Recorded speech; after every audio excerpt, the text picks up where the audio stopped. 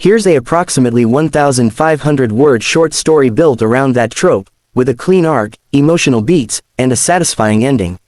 She spills coffee on her billionaire boss accidentally. Instead of anger, he promoted her. The cup slipped from Lina Hart's fingers the moment she turned the corner. It happened in slow motion, the sharp gasp, the splash of scalding coffee, the way dark liquid spread across a perfectly tailored charcoal suit.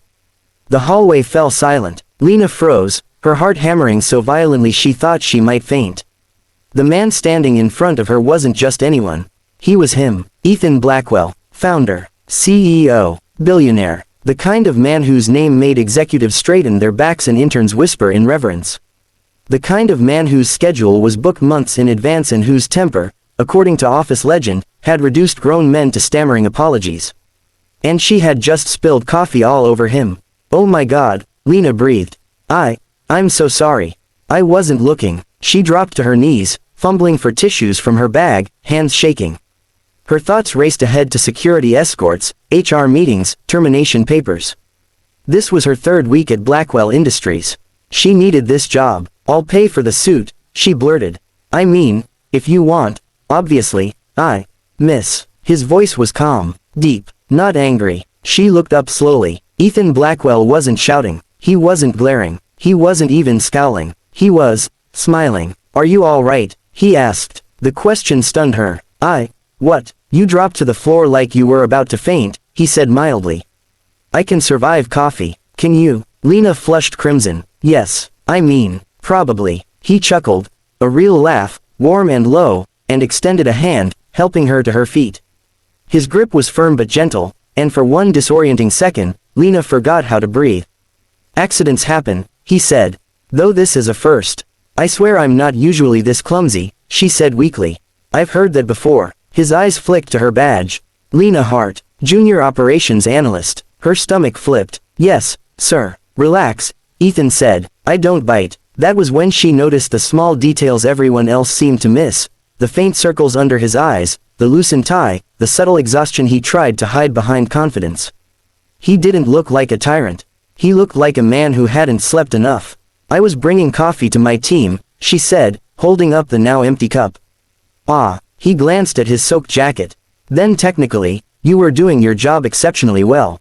She blinked. I was, ensuring caffeine distribution across management, he said. Very proactive. She laughed before she could stop herself. And just like that, the tension evaporated. Go, Ethan said, before the coffee cools in places it shouldn't. Yes, thank you, sorry again. She rushed away, heart pounding, convinced she'd narrowly escaped disaster. She didn't realize she'd just made the most important impression of her career. 3 days later, Lina was summoned to the executive floor. Her hands trembled as she rode the elevator up. She hadn't spilled anything since, but paranoia told her this was delayed punishment. Maybe he'd reconsidered. Maybe the suit had been ruined. She straightened her blazer and stepped into the sleek glass conference room. Ethan Blackwell stood by the window, jacket replaced, sleeves rolled up. Ms. Hart, he said, please, sit. She obeyed. I'll get straight to the point, he said, folding his arms. I reviewed your file after our collision. Her stomach dropped. Your performance metrics are excellent. Top percentile. You identified inefficiencies in logistics that saved the company nearly $2 million last quarter. She stared at him. I just follow the data. Most people don't see what you saw, he said. They follow instructions. You followed logic. She swallowed. Thank you. He studied her for a moment. Why did you apologize so much when you spilled the coffee? The question caught her off guard. I didn't want to lose my job, she admitted honestly. People like me don't get many chances. And yet, he said, you didn't blame anyone else. You didn't make excuses. You took responsibility immediately. She shrugged. That's just how I was raised. Ethan nodded slowly, as if confirming something. I need someone like you, he said. Her pulse spiked. Sir, I'm restructuring my executive operations team, he continued. I want you as my strategic liaison. Her mouth fell open. That's a senior role. Yes, I'm not qualified, she said quickly. I mean, on paper. On paper, he interrupted, you're underutilized. The room felt unreal. You spilled coffee on me, Ethan said. And instead of panicking, you worried about the suit. About your team. About consequences. He met her gaze. I don't need people who never make mistakes. I need people who own them. Lina's eyes stung. I'm promoting you, he said simply. She forgot how to speak. I don't know what to say.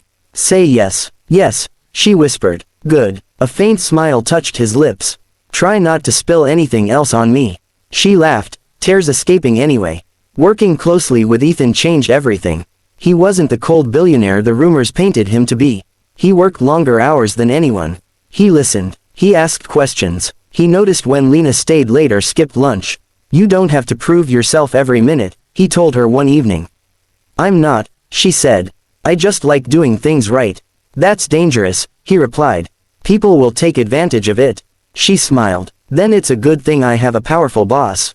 He raised an eyebrow. Is that what I am to you? She hesitated. Is that, not? Something unspoken passed between them. From then on, the air shifted. Late meetings lingered longer. Conversations drifted from spreadsheets to stories. Ethan shared fragments of his life, the pressure, the loneliness at the top, the way people stopped seeing him once they saw his wealth. You saw me, he said once. I spilled coffee on you, she reminded him. Exactly, he said softly. You didn't treat me like a monument. The line between professional and personal blurred dangerously. One evening, after a grueling board meeting, the power went out across the building. Emergency lights flickered on. Silence settled. Ethan exhaled. Looks like we're trapped. Lina laughed nervously. Guess I'll make coffee in the dark. He turned to her. You know, if you ever spill coffee on me again, I might thank you. Her heart raced. Why? Because it changed my life. The words hung heavy between them. Ethan, she said quietly. We should. I know, he said. But I also know I don't want to pretend this isn't real. She looked at him, the man who'd seen her potential when she couldn't see it herself. I don't want special treatment, she said. You never had it, he replied. You earned everything. Silence stretched. Then, softly, he said, dinner. One night, no titles. She smiled. Only if you promise not to wear an expensive suit. He laughed. Deal. Months later, Lina stood at the podium, addressing a room full of executives. Growth doesn't come from perfection, she said confidently. It comes from resilience. Ethan watched from the back, pride unmistakable. After the applause, he approached her, holding 2 cups of coffee. Careful, he teased. She took one, smiling. I've learned how to hold on. And I've learned how to let go, he said. They clinked cups gently. Sometimes, the biggest opportunities come from the smallest accidents. And sometimes, spilling coffee isn't a mistake at all, it's the beginning of everything. If you'd like, I can rewrite this in a spicier romance tone. Turn it into a series opener. Adapt it into a script or TikTok story format.